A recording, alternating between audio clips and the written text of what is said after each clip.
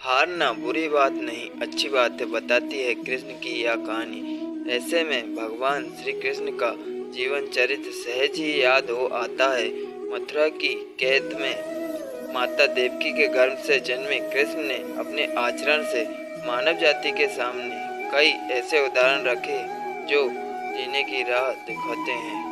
ही एक उदाहरण है उनके रणछोड़ बनने का।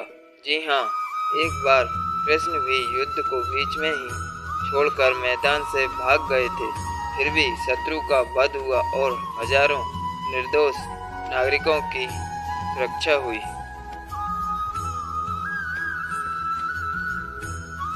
यह है कृष्ण के रणछोड़ बनने की कहानी।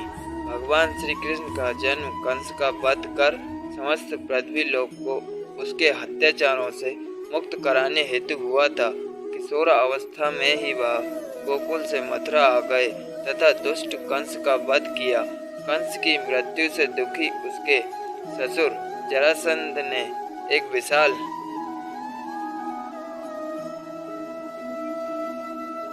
सेना लेकर मथुरा पर आक्रमण कर दिया।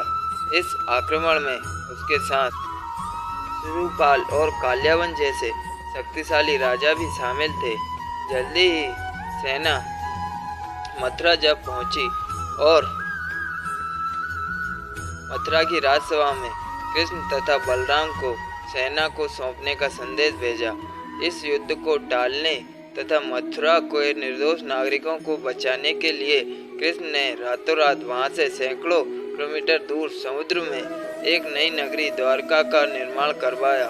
अपनी माया से उन्होंने समस्त नागरिकों, उनके पशुओं तथा संपत्ति को नींद में ही नई नगरी में पहुंचा दिया।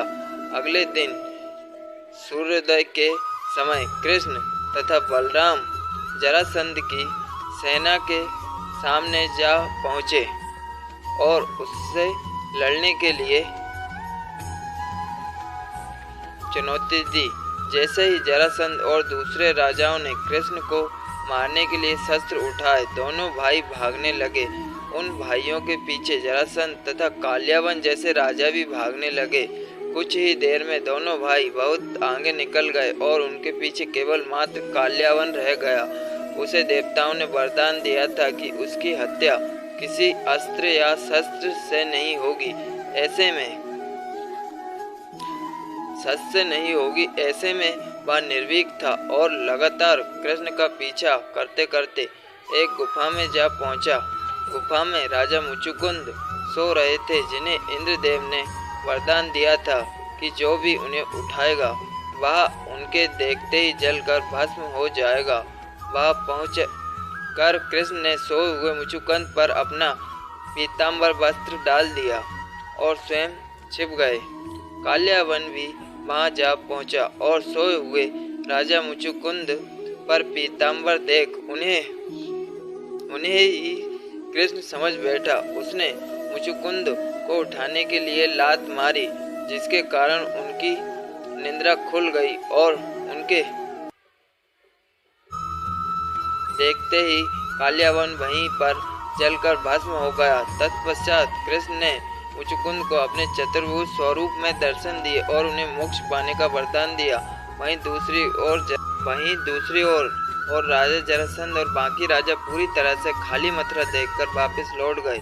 युद्ध से भागकर कृष्ण ने देवताओं के वरदान का मान कृष्ण चाहते तो स्वयं भी काल्यावन और अन्य अधर्मी राजाओं का वध कर सकते थे, परंतु देवताओं के लिए वरदान का मान रखने के लिए ही उन्होंने काल्यावन को राजा मुचुकुंद के हाथों मरवाया। इसी तरह बाद में जरासंध का वध पांडुपुत्र भीम के हाथों करवा कर भूधरा का मान किए रखा। इस तरह श्री कृष्ण ने दिया दुनिया को उदाहरण। इस कहानी के बाद कृष्ण के साथ हमेशा के लिए रणछोड़ जोड़ दिया गया। कृष्ण की इस कहानी से सीख मिलती है कि अनावश्यक की ताकत का प्रदर्शन नहीं करना कर बुद्धि से बल से काम लेना चाहिए।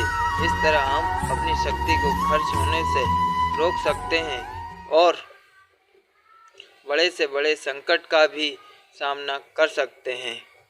वीडियो अच्छी लगी हो चैनल को लाइक और सब्सक्राइब जरूर करें। जय श्री कृष्ण।